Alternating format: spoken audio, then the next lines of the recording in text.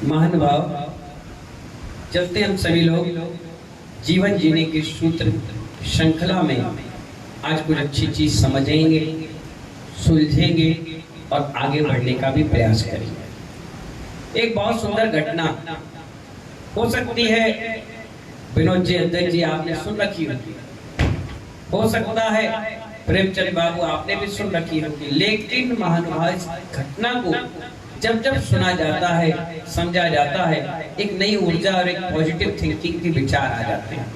आप देखिए, हम नमोकार मत को पढ़ते तो हैं, लेकिन कभी उसको उतारने का, समझने का प्रयास नहीं करते। एक दिन मैंने आपको मंत्र आराधना के बारे में बताया था कि मंत्रों में कितनी बड़ी ताकत होती है, मंत्रों में कितनी बड़ी क्षमता होती है कि उस व्यक्ति ने आड़म ताड़म कहा और उसको सिद्धि हो गई। अगर वो नमोकार मत कहता तो ना जाने क्या हो जाता।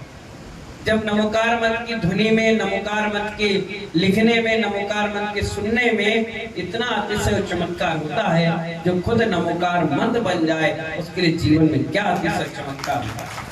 हम तो खुश होते हैं कि आप जब भी नमो ओवच्छायाणम पढ़ते हो तो उसमें हम भी समाविष्ट हैं, हम भी आ गए। नमो लोए सर्व साहुड़म कहते हो तो ये भी आ गए, और नमो आयरी आड़म कहते हो तो हमारे गुरुदेव भी शामिल हो गए। कितना अच्छा सौभाग्य है कि इस मंत्र के समाविष्ट में हम लोग भी आ गए। कितना सुंदर इनका संकलन और कितना अच्छा शब्दों का चयन किया गया। ना इसको किसी धर्म से बांध कर रखा गया और ना किसी ने ये कहा कि नहीं ये सिर्फ जैनों का मंत्र है, ये तो जन जन का मंत्र है। हर व्यक्ति बोल सकता है, हर व्यक्ति अपने पापों का क्षय कर सकता है। कहा गया जिसको पढ़ने मात्र से महानुभाव कितनी गुणी कर्मों की निर्जरा हो जाती है, सिर्फ इसको पढ़ने से। क्यों? क्योंकि इसी में किसी भी धर्म गुरु को, किसी भी भगवान को नमस्कार नहीं किया, अपितु जो वीतरागी सर्वज्ञ हैं सभी को प्रणाम किया गया।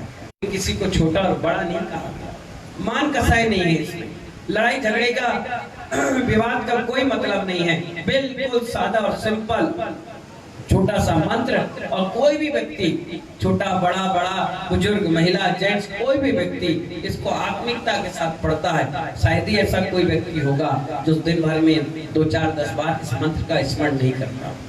हर व्यक्ति, कोई जानता हो चाहे ना जानता हो, लेकिन नमोकार मंत्र तो जरूर पढ़ता है।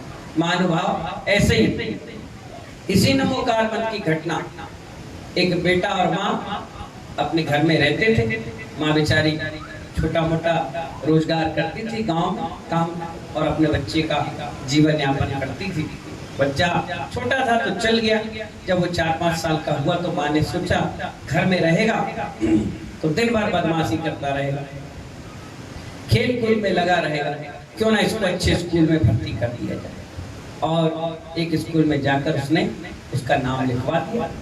अब स्कूल था कम से कम 3-4 किलोमीटर दूर, और बीच में एक घना जंगल पड़ता था और निकला जाता था।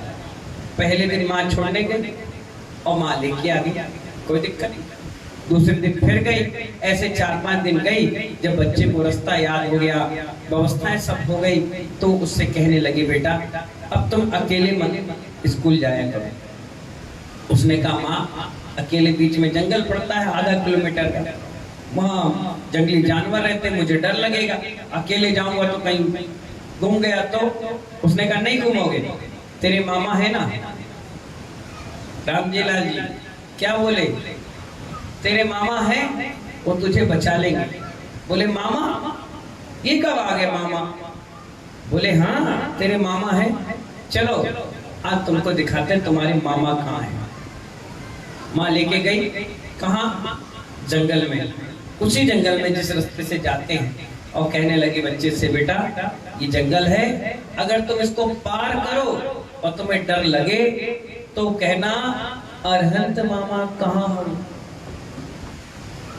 अरहंत मामा कहाँ हो। और अगर तुम्हें डर लगे और तुमने कह दिया तो तुम्हें बचा लेंगे और तुम्हें स्कूल तक छोड़ देंगे, तुम्हें कोई दिक्कत नहीं होगी। माँ ने बच्चे को समझाने के हिसाब से बोला। ना तो माँ जानती थी अरहंत मामा कौन है, ना कभी उसने देखा था, ना उसका कोई भाई था। उन्हें बच्चे को, जैसे आपके घर में बच्चा ज्यादा बदमाशी करे तो आप बाथरूम में ले आते हो, बाबा पास छोड़ दे, छोड़ दे बाबा का। तो बच्चा बाबा के नाम से डर जाता है।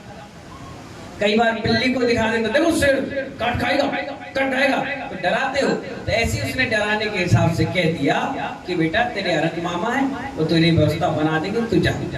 दूसरे दिन बच्चा तैयार हुआ, बढ़िया पैंट शर्ट पहन ली, टाई लगा ली, बैग टांग लिया, पानी की बोतल ले ली, टिफिन रख लिया और माँ से कहता है माँ मैं जा रहा। माँ कहती ठीक है, अच्छे से जाना और शाम की अच्छी पढ़ाई लिखाई करके आ जाना। और जैसी वो गया, पहला दिन था, रास्ते में जैसी जंगल पड़ा, अंधेरा चारों तरफ अंधेरे होने के कारण बच्चा अकेला था, 4-5 साल का तो था, डरने लगा, सहमने लगा। अब मुंह से कुछ बोल नहीं पा रहा, कह नहीं पा रहा। आखिरकार माँ ने क्या बताया था उसको, जोर से चिल्ला देना अनंत बाबा, अनंत मामा का नाम। तो बच्चा थोड़ी दूर चल पाया, वहां जंगली जानवरों की आवाज आने लगी, एकदम हवा माहौल चेंज होने लगा। बच्चा घबराया और कहने लगा जोर से, अनंत मामा, ओ अनंत मामा, कहाँ हो? मुझे बहुत डर लग रहा है। माँ ने कहा था जब तुम्हें डर लगे तो मामा को पुकार लेना, मामा तुम्हें बचा लेगा।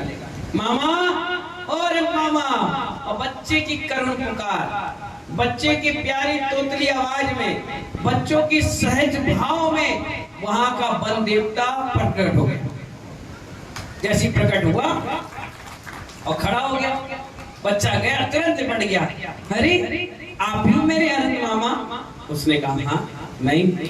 अच्छा कितने सुंदर हो, अरे वाह कितना सुंदर मुकुट लगा रखा है, कितने सुंदर गहने आपने पहने। अच्छा तो मेरी माँ के पास क्यों नहीं आते हो? आप रक्षाबंधन पे क्यों नहीं आते हो?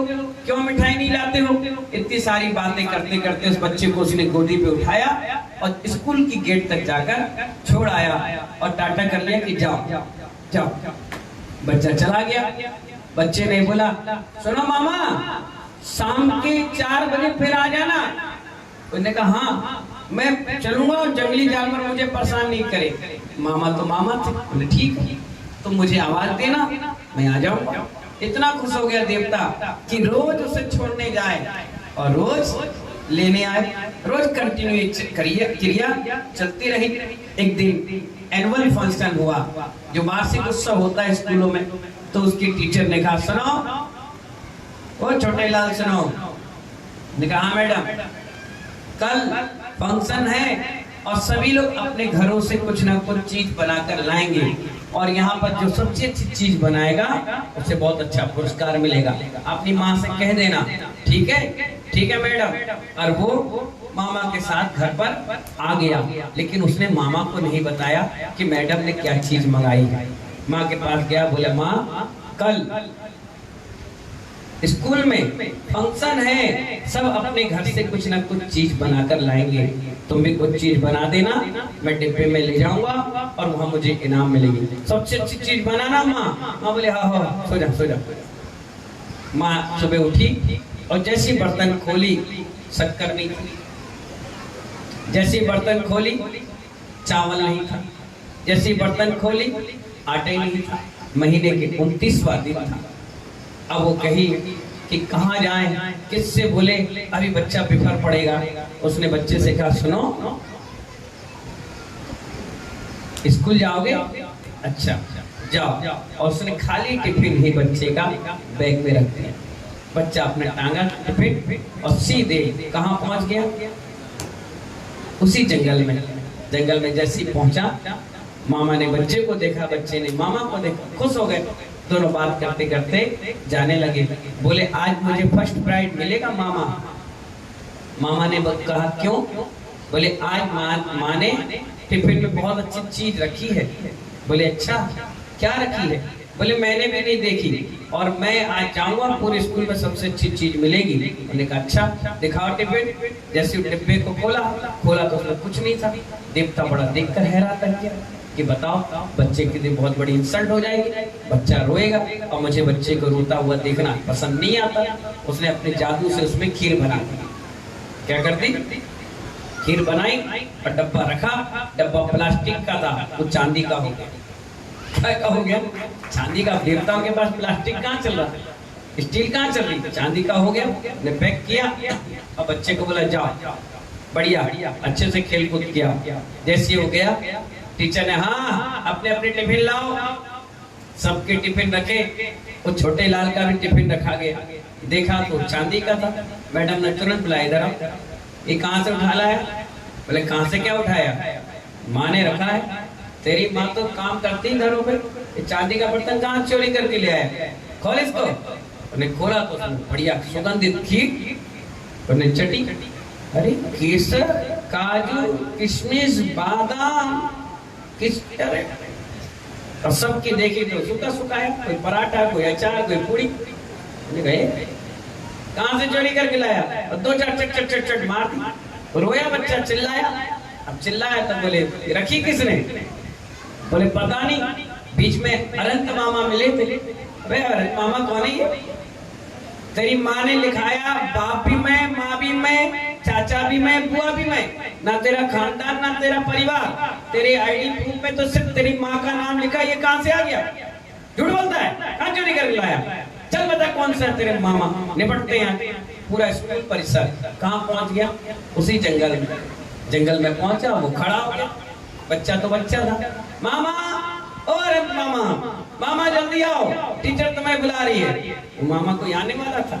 वो तो सिर्फ जिसकी सहज भाव से पुकार होती है उसी को अनंत मामा दिखते हैं, बाकी किसी को नहीं दिखते।